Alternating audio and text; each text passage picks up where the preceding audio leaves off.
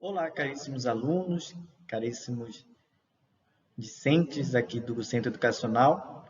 Hoje iremos dar continuidade ao nosso assunto de Immanuel Kant.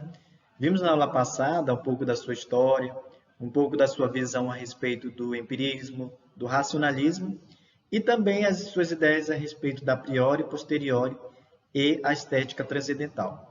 Na aula de hoje, nós iremos frisar justamente a dialética transcendental, nas ideias de alma, de mundo e de Deus dentro da filosofia kantiana.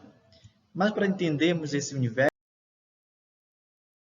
é preciso entender o que se trata da dialética transcendental. Chama-se dialética transcendental a crítica do intelecto e da razão em relação ao seu uso hiperfísico, a fim de desvelar a aparência falaz das infundadas presunções e de reduzir as suas pretensões de descobertas, de ampliação de conhecimentos, que se ilude de ter graças aos princípios transcendentais, ao simples julgamento do intelecto puro e sua preservação das ilusões sofísticas.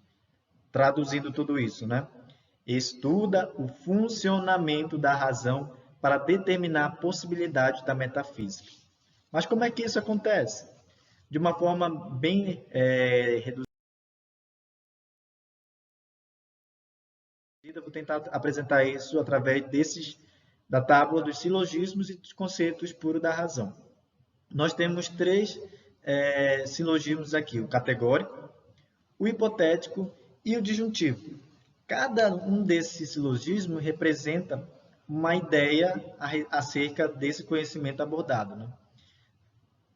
No silogismo categórico, nós teremos, então, a ideia da alma.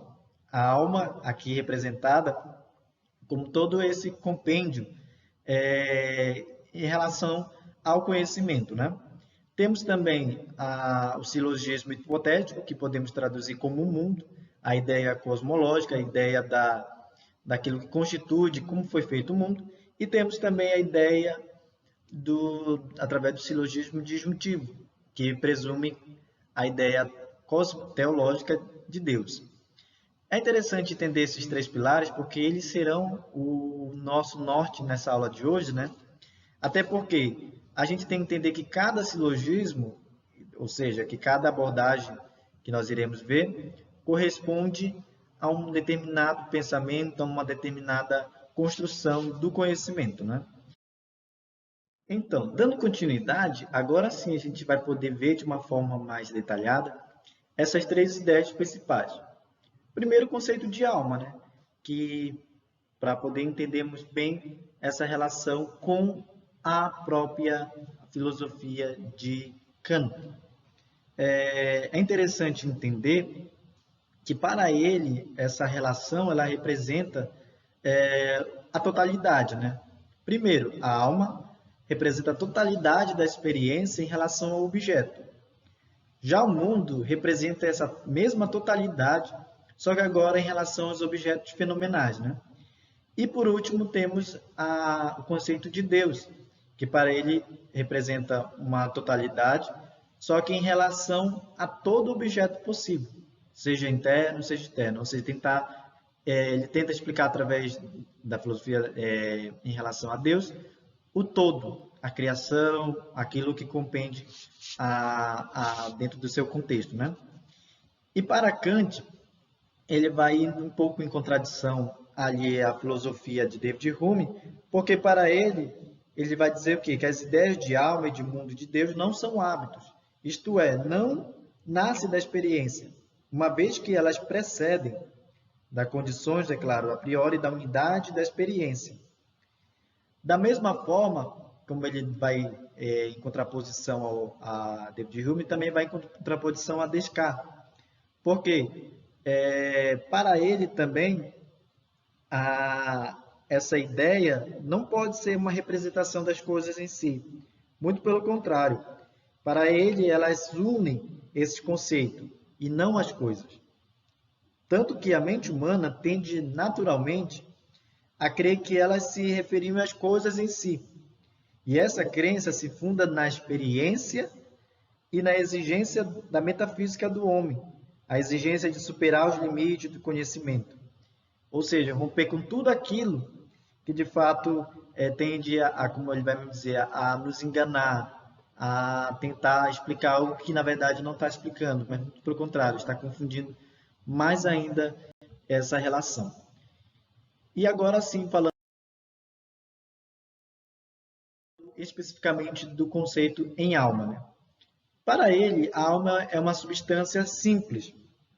Ela, por ser um contexto ali em relação ao conteúdo em si, ele vai dizer, poxa, a alma parece que não tem tanta importância, porque para muitos não é fácil tentar estudá-la, tentar compreendê-la, por ela ter essa sua natureza simples, racional, uma substância que precisa ser compreendida melhor. E para isso, nós utilizamos o uso dos paralogismos, né?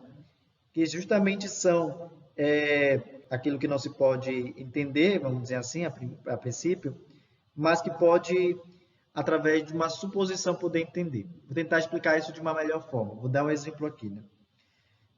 Vamos entender o seguinte argumento. O que pode ser pensado somente como sujeito é uma substância. Ora, o eu pensante só pode ser pensado como sujeito. É uma substância, logo, né? O eu pensante é uma substância. É claro que nesse silogismo a gente tem, vamos dizer assim, o termo sujeito aí como significado diferentemente das duas premissas. Na maior parte ele indica o eu numênico, o transcendente, e na menor parte indica o eu finomênico, o eu transcendental. Logo, esse silogismo ele é errôneo, ele acaba se tornando uma falácia. Então, para tentar entender justamente essa ideia de alma, é necessário entender que não é possível, talvez, explicar de uma forma tão simplória, tão simplista, né, o conceito dela de alma. Por isso que ele vai fazer uma crítica muito grande em relação a isso, principalmente aos racionalistas. Né? E aí temos a ideia de mundo.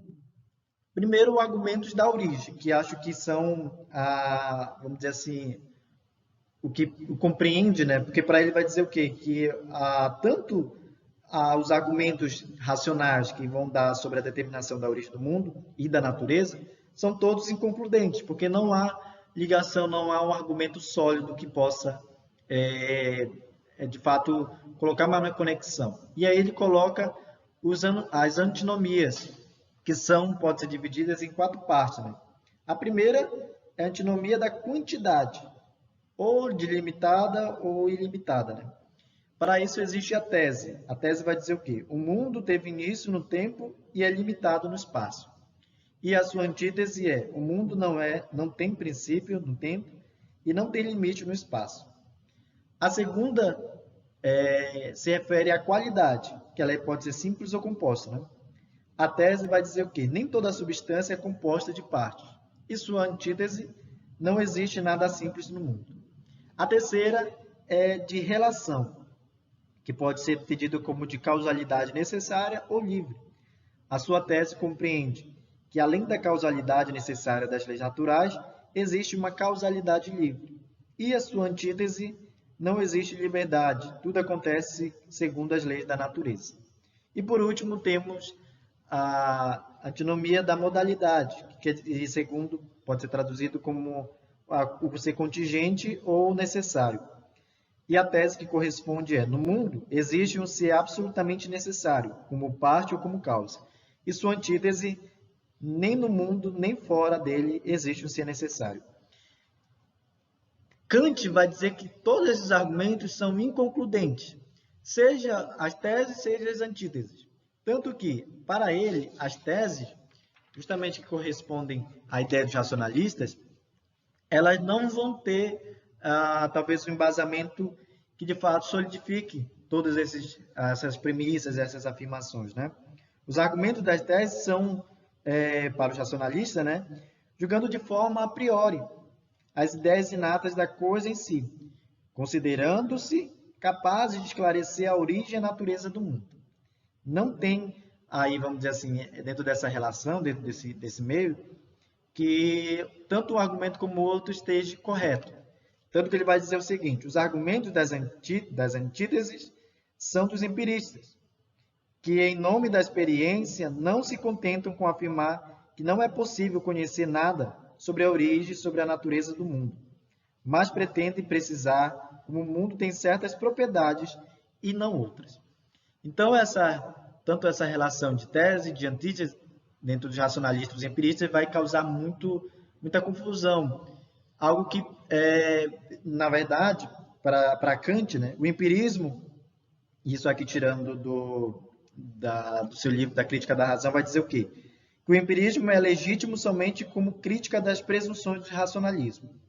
Mas quando o empirismo se torna dogmático e nega ambiciosamente tudo que existe além dos sentidos, pega com a mesma falta de modéstia. E é isso que é ainda mais grave, por causa dos danos que acarreta os interesses práticos da razão. E aí nós temos o último, que é a visão de Deus para ele, né? Para ele, os argumentos da existência de Deus são todos errôneos, não tem um embasamento, não compreende talvez aquilo que ele vai dizer assim. São argumentos até falaciosos. E ele vai colocar através de 3 provas. A prova ontológica, que seria o conceito de ser perfeitíssimo, deduz-se da sua existência. A segunda é a prova cosmológica, da contingência do mundo, né, em relação à existência do ser necessário. E, por último, da prova teleológica, que é da ordem de um Deus que ordena as coisas, que coloca as coisas na devida posição, né? E para ele vai dizer o quê? Que nenhuma dessas provas é válida. Antes de tudo, porque as 2 últimas supõem a prova ontológica, né? E com isso, a prova ontológica não procede. E também elas não vão proceder. Então, aí ele vai fazer essa crítica muito grande, principalmente aos pensadores da Idade Média, né? Através das suas representações sobre Deus. E aqui no final eu quis colocar mais ou menos um esquema em relação àquilo que nós estamos trabalhando. Nós estamos trabalhando ainda as ideias reguladoras, a ideia de alma, de Deus e de mundo, através desses conceitos racionais. E mais adiante nós iremos trabalhar mais esses outros 3 conceitos, que é justamente esse esquema do processo do conhecimento segundo Kant, que para ele, tanto que ele vai criticar dizendo que essas ideias não têm como ser ciência, que é isso que nós iremos agora terminar com a conclusão em relação à sua ideia fundamental, né? Primeiro, Kant vai dizer que essas ideias, esses valores de ideias abordados, nada mais demonstram que não tem valor e nem tem conteúdo algum. Porque para ele, primeiro que ele vai dizer que nem ciência é, né? Porque para ser ciência, precisa de 2 pilares. O primeiro é ter a universalidade, o segundo a novidade. E esses temas têm apenas a universalidade, não é uma novidade. E também ele vai dizer que sobre as ideias fundamentais da metafísica, que a gente não tem como conceber isso, essas ideias, esse estudo, também dentro de uma relação de razão. Traduzindo isso, qual seria essa utilidade desse conteúdo para a filosofia, né? Ele vai dizer, poxa, ela é uma ideia que representa uma ideal inatingível, uma razão especulativa, e com isso são problemas que talvez, como ele vai dizer assim, talvez a explicação através da razão prática possa tentar solucionar. Então, já finalizando, nós vamos entender o quê? Que justamente para Kant, e já fazendo a sua crítica mesmo ferrenha, vai dizer assim, poxa, tendo em vista tudo isso, não tem como conceber esse conteúdo de um lado metafísico, é necessário analisar de uma forma mais intensa, mais profunda. Daí, ele vai e escreve a crítica da razão prática, que é justamente essa abordagem mais voltada a esses temas, mas saindo um pouco mais desse lado metafísico e tentando entender isso dentro da ciência, dentro da prática, dentro da experiência através, não só uma experiência empírica, mas uma experiência prática que estuda mais a fundo. Então, essa foi a nossa aula de hoje. Aqui fica a minha gratidão a todos que participaram, que interagiram, e aqui as nossas referências